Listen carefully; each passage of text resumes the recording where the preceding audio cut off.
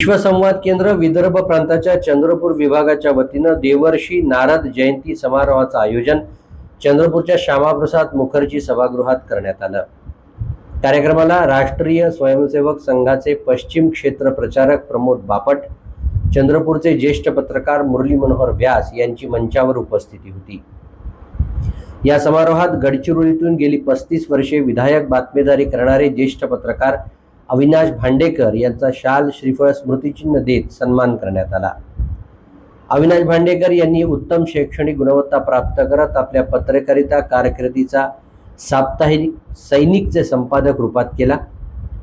त्यानंतर साप्ताहिक शिवछत्र, दैनिक जनवाद, दैनिक निर्मल महाराष्ट्र, दैनिक महाविदर्भ असे टप्पे पार करत 2007 पासून ते दैनिक पुण्यनगरी गडचिरोली जिल्हा प्रतिनिधी म्हणून कार्यरत आहेत। आजवर त्यांना विविध पुरस्कार मिळाले आहेत। या कार्यक्रमात ज्येष्ठ पत्रकार मुरली मनोहर व्यास यांनी आपले समयोचित विचार मांडले।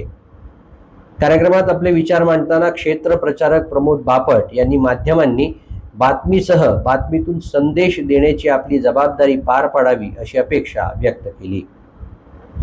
माध्यमांनी अजाणतेपणी अराजकाला हातभार लावण्यात आपली शक्ती खर्च करण्यापेक्षा लोकशाहीचे सर्व स्तंभ आणि त्यावरील विश्वास अढळ राखण्यासाठी कार्य करावं अशी भूमिकाही बापट यांनी मांडली।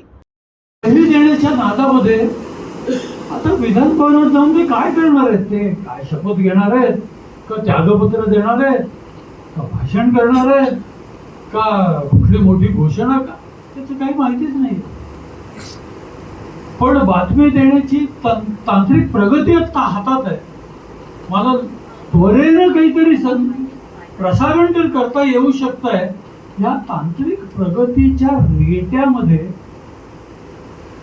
हे जे मूळ काम आहे आमचं ते थोडं मागे राहून जात आहे का?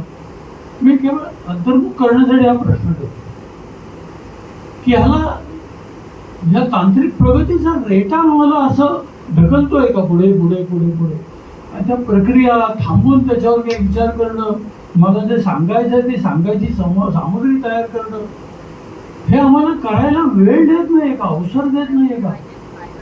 असं आम्हाला भय आहे का की हे मी जर नाही सांगितलं तर दुसरे 10 जण सांगणार आहेत आणि मला त्यात पहिला क्रमांक माझा ठेवायचा आहे की मी पहिला क्रमांक माझा मगाशी टीआरपीचा उल्लेख केला की त्याच्यामुळे त्या क्रमामध्ये अग्रता मानांकन जे असेल त्या मानांकनात सगळीकडे मी पहिला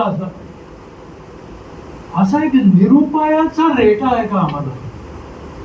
आणि त्या निरुपायाच्या रेट्यातून बातमीवरती काही प्रक्रिया करणं, बातमीतून काहीतरी सत्व शोधणं, बातमीतून नेमकं माझ्या समाजाला यातनं काय द्यायचं आहे, याला समाजाला हवं असं काय आहे,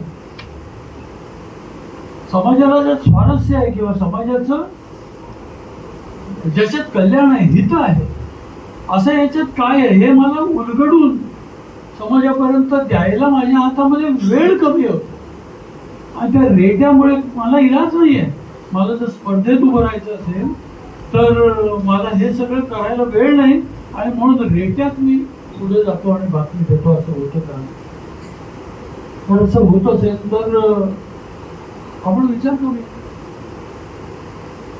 म्हणजे प्रत्येक माध्यमांचे म्हणून विशेष आहेत ना की सगळ्या माध्यमांना काही इतके वेगाने जायचंच नसतं।